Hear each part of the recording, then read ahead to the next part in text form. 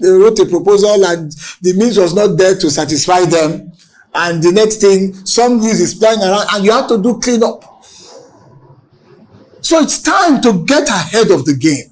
That's the point I'm making to all of us, to think creatively as well, and within the structural accommodation of an agency of government such as ours, we can make some good creative progress. So I want to begin to wrap up. Do I still have more time?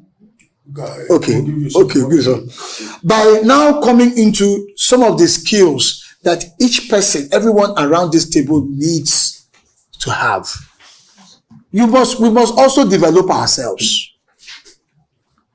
We must develop ourselves, and very intentionally. Now, number one, I think I had my notes, just a second here. So I'm going to read through some of these skill sets that are necessary. Excuse me.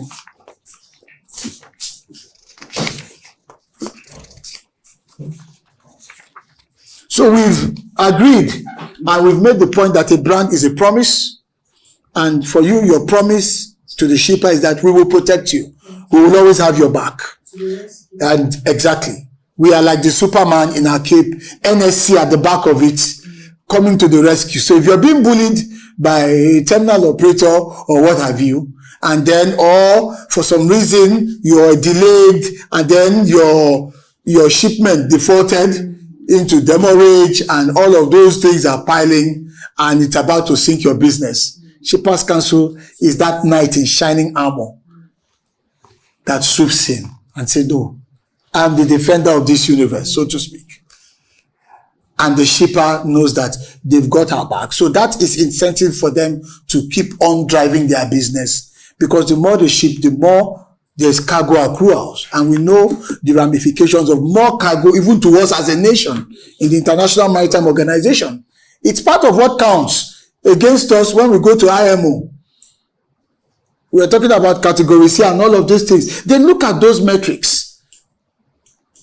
So your role is so important, such that if people now leave our port environment to use other ports, that's a loss for us. So Shippers Council must rise to that occasion, and we must communicate these winning narratives. So in terms of the kind of skill sets that I want to encourage us to develop, number one is strategic thinking. So let me explain. Strategic thinking at the personal level is instinct to just question. It's the essential element in every good journalist. I mean, the way we're taught journalism, you use your 6 7 7s. Who, what, where, when, why, and how. The 6 7 7s, 6 of them. Let's develop strategic thinking skills at the personal levels, and it starts by just questioning, what if? What if? You can do this privately, personally, nurture it on your own till it becomes a skill. You'll be amazed at how it serves you.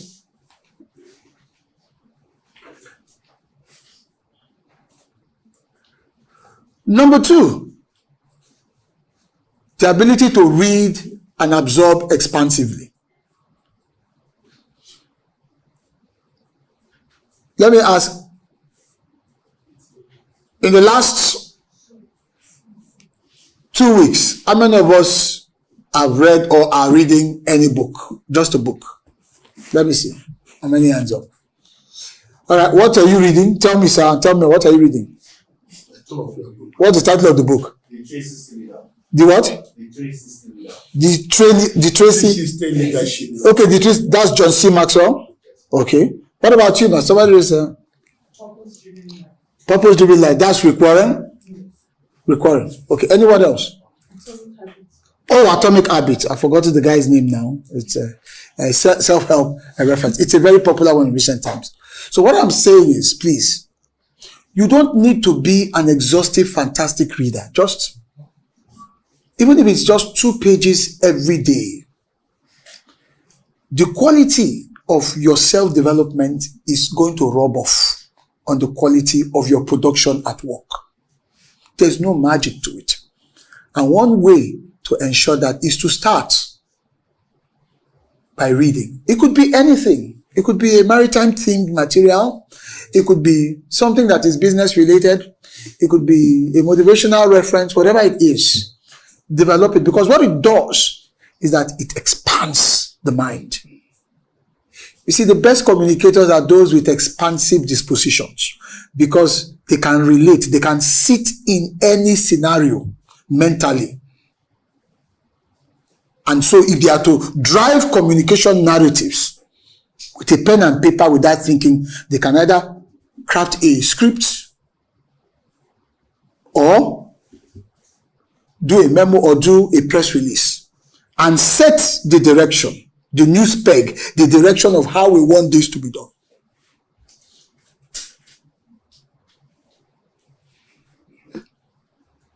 So please make out time, read, because the exercise value for the mind is very significant. And we are the thinkers for the organization. Let's understand that we are the thinkers for the organization. There are things that my principal will want to do, and I tell him, you can't do it. I tell him, I'm sorry. You will do it, but not that. That was the way I work. And maybe because I had enough of that latitude, because I was practically railroaded and we were very close. And I'll tell him, I said, because I'm not ready to spend the next 1 week trying to beat back or manage the fallout. And it's going to distract you. You still have this and that and the other. That was the level of leverage that I have. I know it's not the same for everyone. I understand that. But it's our function. I understood that was my responsibility as well. And I said, okay, if you're going to do it, or let's put it this way. Let's tweak the headline a little bit. Just to let us lead it before it happens. That's what that strategic ability gives you before it happens. Number, it's so important. Listen, please, like what the second one you're talking about, yes. Read. Yes. You see, there is, in our school of journalism, they will always tell you, for you to be a very good journalist, you must go and read other disciplines. Yeah. Because you may see a lawyer and you have not read anything about law. You don't know much about law. You can't ask him a question. And if you ask him a basic question, he will now navigate and go to a higher pedestal that you will not even be understanding what he's saying. That is why the emphasis is that you go on, read the trade laws. The trade laws are, you read international shipping laws. All these things will help you so that at any point in time, there's a crisis, you will know how to navigate and you know how to respond immediately. Absolutely. Thank you very much. And that is so profound. In fact, it should be taken for granted that should be induction level material, so to speak, at its most fundamental, because you have to communicate, you have to ensure that the words or the message is out there. Then the third one has to do with writing skills. Well, I'm going to say this, we all have to continue to develop in this area as much as possible. But you can't write well if the first two areas have not been developed. Because you'll end up writing for formality. You're writing to get a particular line of messaging across. And to strengthen your writing, your vocabulary must be strong. Again, how do you get strong vocabulary? By reading. By reading and utilizing keywords. In your industry, for example, your registers are very important. How you use them. The question that I would love to ask is, it's so easy to say, okay, those of us in PR, we are not the core shipping professionals. That's not true. That should not be an excuse. You must know everything. When I joined NIMASA, I had to read up on these things they call Incoterms. I had to read up. I was reading, my case was a problematic one. Why? I was yanked from the School of Eloquence and engrafted into the highest level as an advisor on strategy and communication. So I had to rely on my consulting background to draft the strategy for my friend who was the DG then. And I actually did it when I was outside because I said, I can help, but from outside. I'm not coming in. But when they drafted me in, goodness me, after my first week, I said, well, you will not be able to cope if you don't read up. I was reading.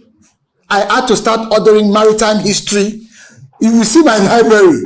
I was ordering books, dictionaries, oceanic terminologies. Because I could be in a meeting, they'll say, all right, I said, now give us a brief. And then I'm using what? Terminologies that belong in the market there.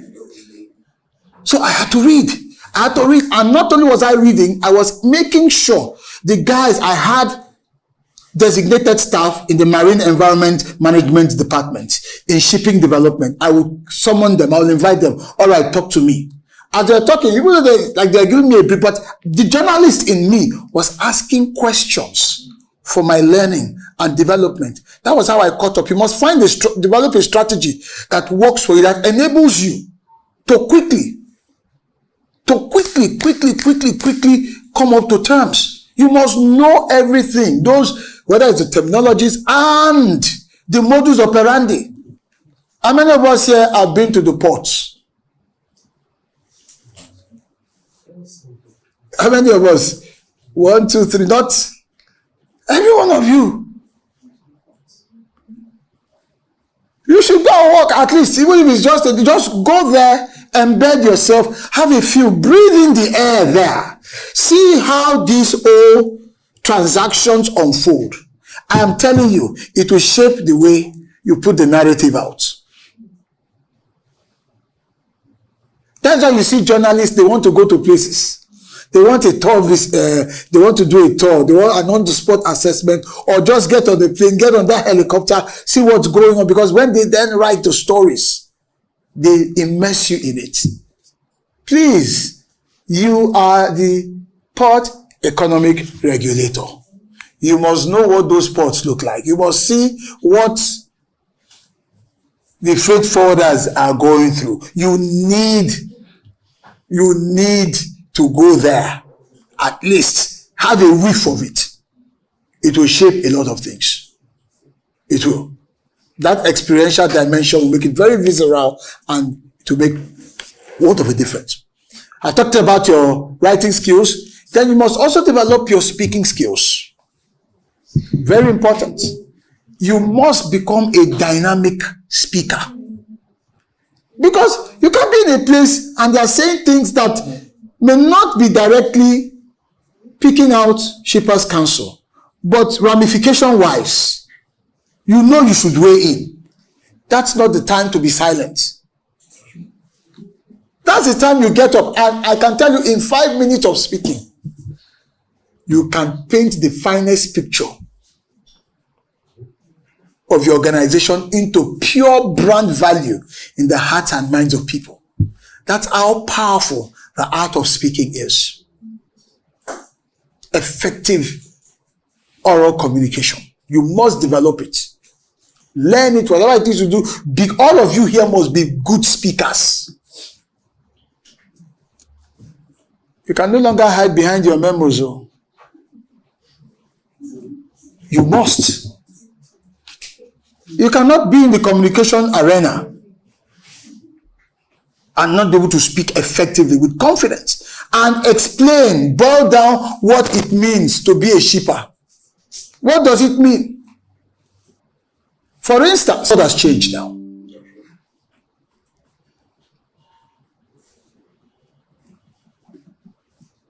Your ability to interface with artificial intelligence. Now, let me be clear about this. There are people who talk about AI taking our jobs. I like what a young lady said recently online.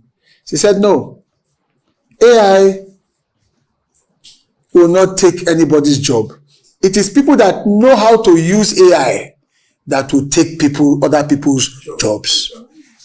I was very impressed with that statement.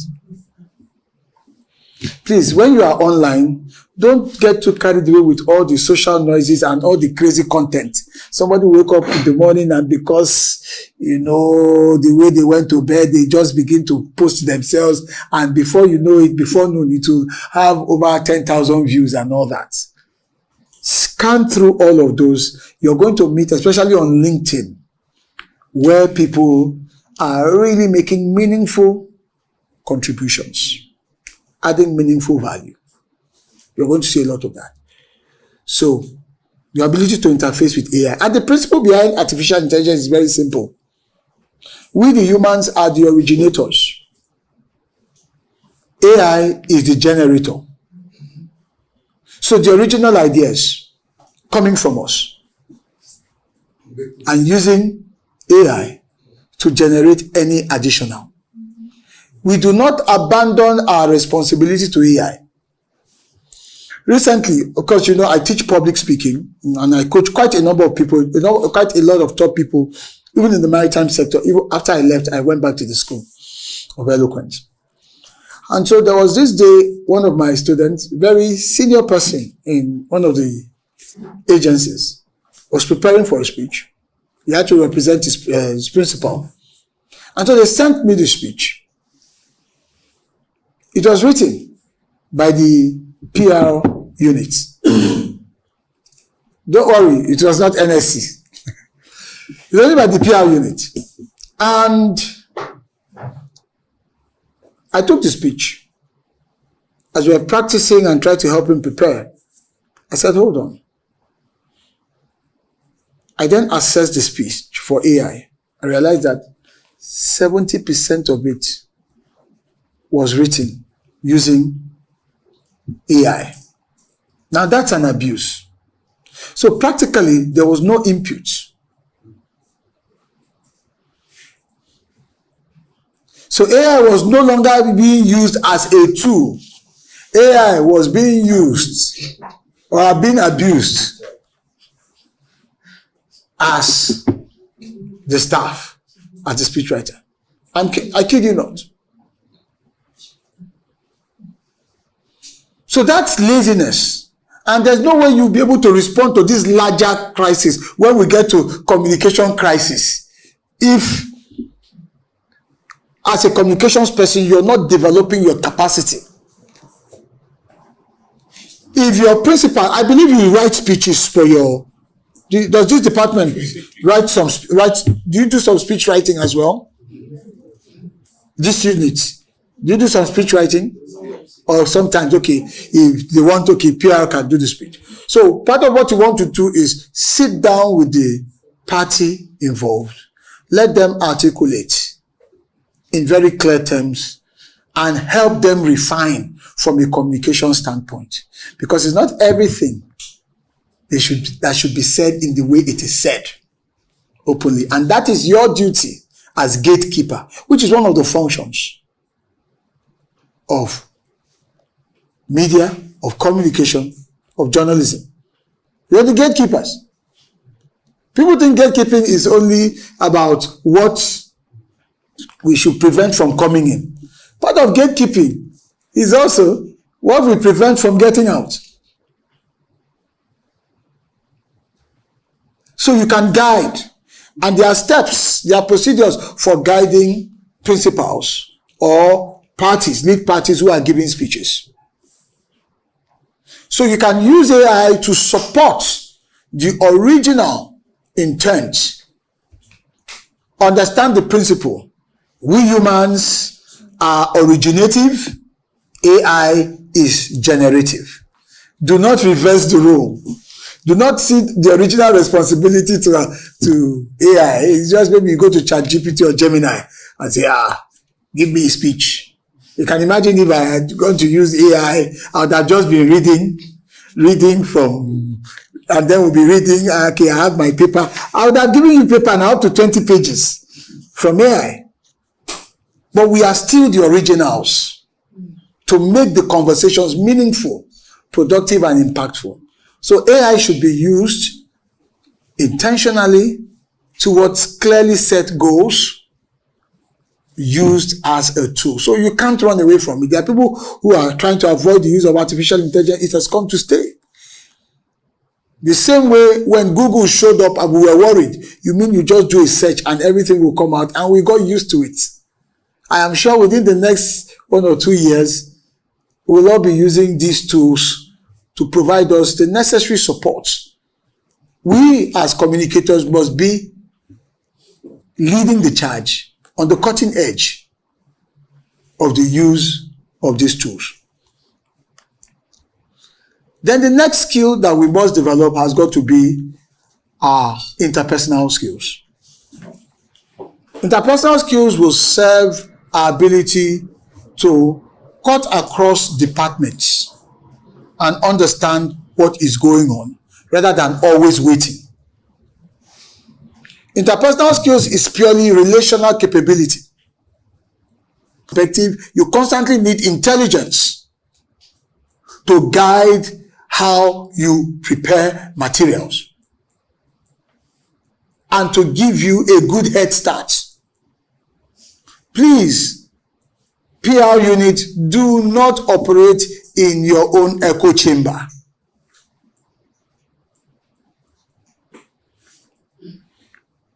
Go across the directorates, have friends, colleagues, interface regularly so that you can constantly have a good feel of real issues going on, not rumor-driven content within the organization. You know what I'm talking about.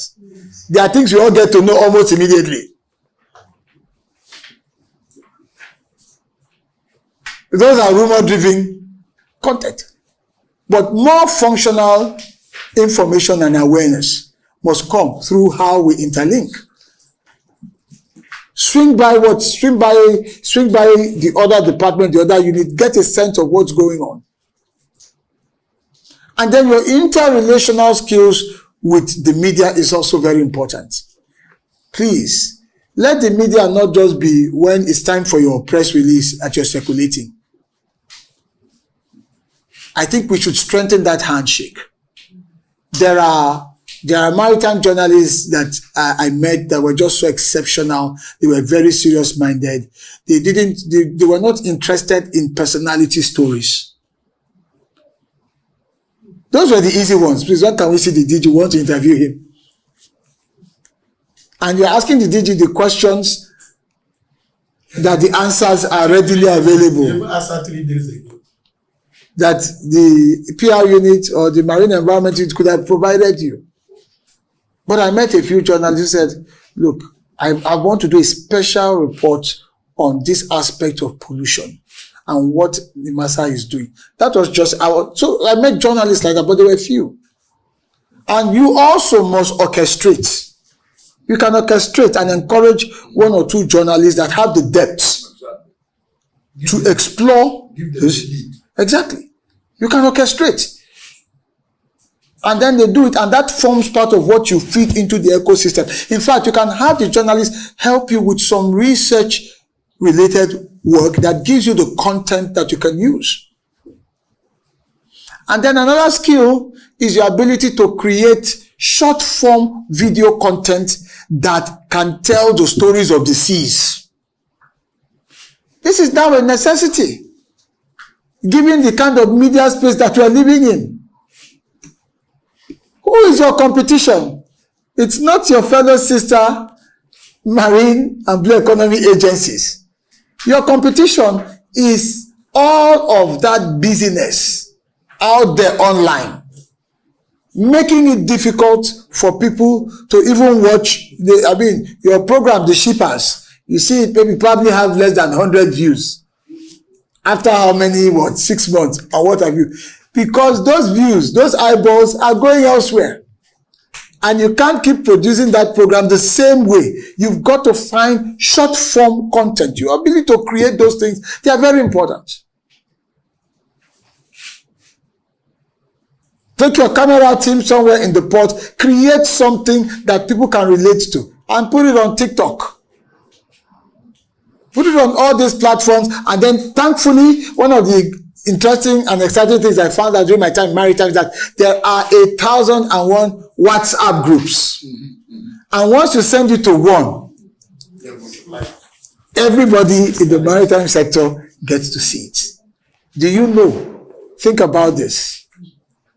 My dear head here, think about this, madam. Do you know that using those sort of short forms with a clear plan every week over the next 3 months, just circulating it across all those WhatsApp groups? A lot of journalists have their own. I'm sure I'm on some with some of you, just that we don't know, have each other's numbers and all that. Just the shipper. Maybe the shipper becomes, you can evolve it from just being a TV, the name of your TV program, into it becoming a person, an embodiment. It could become a character. That will stick more, faster. Give it a form. And then you tell the stories around it. It requires thinking. It requires a different approach.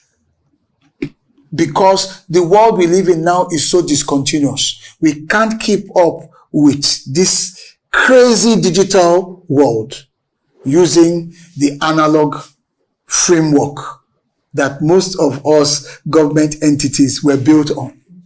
We can't. It is changing. So we need to lead the conversation. We need to tell our stories that define ourselves before others define us.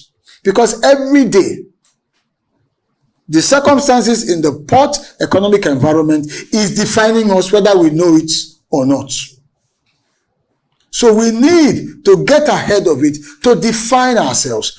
Have a list of those your victories, convert them to clear narratives. 3-minute short forms.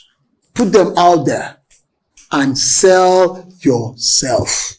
Consistently, it will change the perception within that group, because those are your stakeholders. So these are some of the things that I think they are low-hanging fruits in terms of skills, mindset, and approach that we can have and begin to nurture. They are low-hanging fruits. We can invite any of these people, these younger people, to come and maybe coach you as a group through how to do some of these things. We must do that, whether we like it or not. Even though some of us have, we are like in our 50s and above, and then we see what is going on. This is the world that we are in. Our stories are being told behind our backs. And trust me, they are not telling it the way it should be told. And we can't lift our hands up in despair and say it's not fair. We need to regain the narrative. And I'm sure that NSC gets coppers posted. Some of these coppers, if you have them posted, get them into your units. Any coppers here? No. I'm sure you have some. Get them into your unit and begin to saddle them with some of these things. You'll be amazed at what they can give to you. And they are within the system, so it will be compliant. But that fresh take will unveil a dimension. You'll be amazed. Send it to the executive secretary, send it to all the directors, just move it around. A fresh take, a fresh dimension. Because that is the world that we live in. So I want to encourage us with this. Sometimes part of it is you catch your ES unawares, tell him to say 1 or 2 things, you catch a stakeholder unawares, you mix it together, you send it out, it goes viral. Oh, Shippers Council, they are carrying us along. It's just, these are, because a brand is not a product of just one singularity of effort. It's not. It is an amalgam of effort, initiatives, vigilance all over. We're making sure that the bad actors are not being mischievous. We're staving them off. That's true. We do that, but then there's space. We fill it in with positive material so that we are leading the telling of our stories, and we stay the course. We stay the course. We get creative and innovative. Okay, this is happening and all that. Yes, we don't need these stakeholders to be a part of it, but let's surprise them. Please come and sit in. It will be nice for you to see what we are doing, and then you just sort of build all of these things together cumulatively. The world has changed. The structured approach is failing. The structured approach to what we do is failing because there are too many insurgents out there.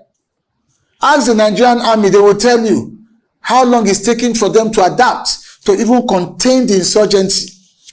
They have to do things unconventionally. So we are living a battle between the incumbents, we are the incumbents, and then the insurgents. The factors happening so quickly beyond our control. We must adapt. We must remain incumbent with the mindset of insurgents. I think that will be my last words to you. Thank you very much.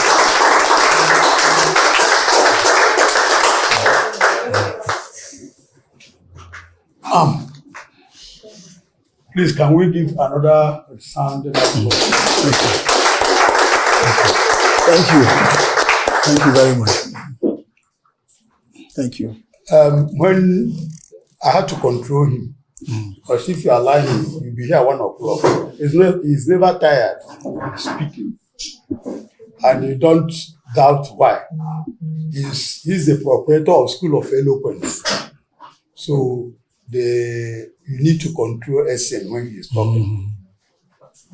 And he can engage you, you will never be tired. Because I know if it is ordinary message, some of you should have been feeling like dowsing now, but you are never tired. SN, thank you very much. Thank you, sir. We didn't make a wrong choice. Thank you. Bringing you to come and speak with our thoughts. Thank you so much. Thank you very much. So much. Thank you for the opportunity.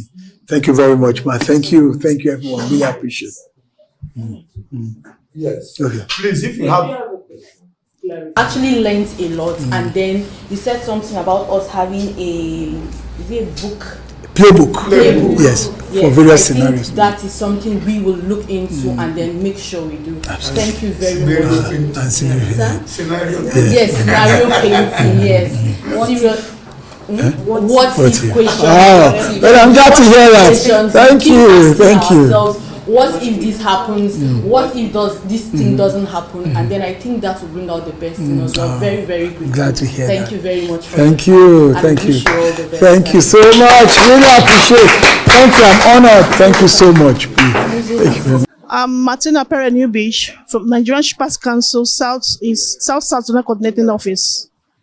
The retreat so far has been so eye-opening, and especially today's topic from the Mr. SN Obong, eloquent speaking, has been so eye-opening. It has impacted us positively and have given us a guide on how to go about being an emperor and a lot more. We appreciate it so much, and we wish to have more of this kind of sort of training. Thank you. Madam dear Susan Shahoma, and the training was very insightful, very engaging. I learned a lot in terms of the importance of actually shifting my mindset from doing things the regular way to actually thinking outside the box. It was a very interesting class for me, and I would say my biggest take home is the fact that we can actually do things differently. Even though we might have been used to doing things the conventional way, we can actually make a decision to do things in a different way and still get better results. Thank you. Yeah, my name is Ogugbemi Idowu Samuel. A big thanks to the facilitator who has impacted knowledge. We've been encouraged to set a timely goal to drive the council's image, and also to shape the public opinion by setting a strong agenda for the public. We have also been encouraged to invest in improving some of our skills, which has to do with speaking skills, writing skills, and also to ensure we improve on our capacity to timely delivery of public relations services. And according to him, he said it is time we look at the opportunity in harnessing, the greatness in the strategy of public relations, that is relying on some platforms to drive the council's goal and to also ensure we sustain mutual understanding with the public. And there are some means and strategies to do that, which has been highlighted. And trust me, as a result of this great discussion, we'll take it and we implement it so that at the end of the day, we achieve a strong goal, a strong image with the public, and also improve on the council's reputation. Thank you. My name is Zainab Momon Blakos, Public Relation Officer, Kaduna Port Office. I enjoyed today's lectures. It was very interactive. Personally, my take home is the dynamic shift. How we think from not the normal thinking we always think every day, thinking of something new, what we use to sustain the image of the council, and how to that sustainability of the image. And also what I also took was what if, the question of what if, always sitting down to think, what will happen? Thank you.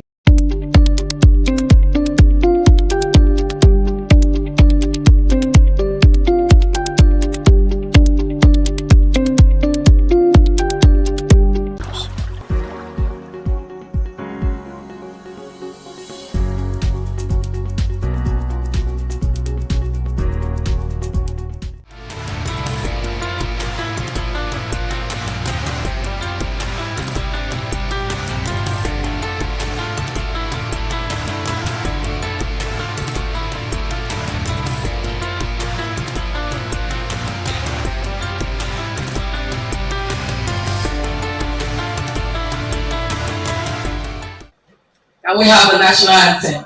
In brotherhood we stand, Nigeria so proud to serve as sovereign motherland.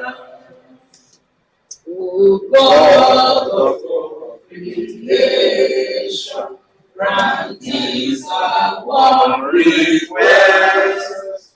Help us to build the nation where no man is oppressed.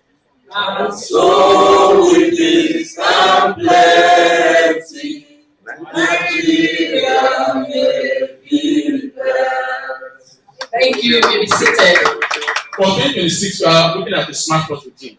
And a smart port is tech-driven. A smart port to rely on robotics, AI, and other modern tools that will limit human interface, human presence, and more of machines. But we don't need to be afraid, because anytime we discuss smart port, the union will think workers will lose their jobs. No. If we migrate to having a smart port system, I'm optimistic that it will create more jobs for smart people. And I believe that Nigerians are smart. We've seen people with Nigerian certificates go out of this country and serve as the best of doctors. We've seen people with Nigerian certificates go out of this country and serve as the best of engineers. So I can tell you that maritime stakeholders, maritime scholars in Nigeria can also perform optimally within and outside the shores of Nigeria. Mr. Chairman, I hope I've been able to speak to the 10 minutes you gave. I want to, on behalf of my colleagues, welcome you all to the 6th edition of the General Awards. Private sector operators must invest in innovation and efficiency. Regulators must embrace transparency and data-driven oversight. And industrial practitioners must commit to continuous learning and adaptation. As we deliberate today, let us remember that a smart port is not just about technology. It is about efficiency, transparency, competitiveness, and national prosperity. I want to tell us a story. This is my personal experience. I was impressed when the chairman was talking about why is it that in Nigerian ports and logistics environment today, institutions, government agencies cannot work 24 hours. That is what we want to establish today. Can the system work 24 hours? What is the implication of not working 24 hours? In Nigeria today, freight forwarders, shippers, pay for services that are not rendered. Why? Because from 8 a.m. to about 4 p.m., most offices close, government offices close. Some NAFDAC, including my agency, CRFFN, and the rest. Customs, I think I'm impressed with recent reports that even in Tinkan here, that they have started working even weekends, but not 24 hours. I don't know if they have started working 24 hours. You're almost there. Please be quick and get there. Very important. It's very important because smart ports requires 24 hours operation. Logistics is time bound. It's also cost bound. Any delay in logistics translates to cost. He said the model that if you are not too familiar with the book, look at what it's meant to say. What I just said is the issue of malpractices. Tell us what have you have not been addressed. So the question mark to the important support. If the issue of consistent source of energy, not the one we see today, where the operators are acquiring themselves, the cost of doing business in the port, or cost of joining cargo out of the port will be high. Then talk about telecoms. If some of the operators, shipping lines are depending on telecoms and they don't have a backbone, the aspect of system breakdown telecom. That's why custom are making every effort to abandon way for them of the server, use the backbone to support what they're doing. If not, they have a problem. Because we have to address ourselves.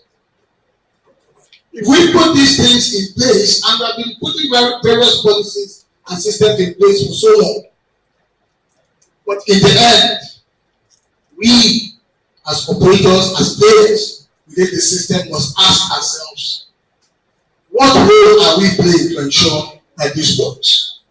That's all. The last thing I want to mention is that I've sat in this conversation and I want to appeal to Mr. Ismail Adim. I think that there are two parties that should be here that are not here. The telecoms operators should be here.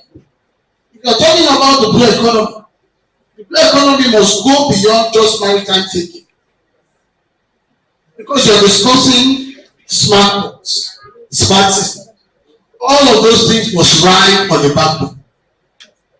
I'll give you an instance. 3 or 4 days ago, we just finished at the School of Eloquence a Guinness World Record attempt for the longest public speaking marathon. What is the problem we are facing? We're using all kinds of internet infrastructure to send videos, and 3 days after, we're still struggling. We're still struggling. Now, that is just an institution that is, we can call it a soft institution. How much more in the port ecosystem? They should be here to listen and understand their role in it. And that's why some of most of our maritime events must open up, enable outsiders or other fields to come inside. Because some of the tools which have been provided by WCO, Nigeria Customs Service itself has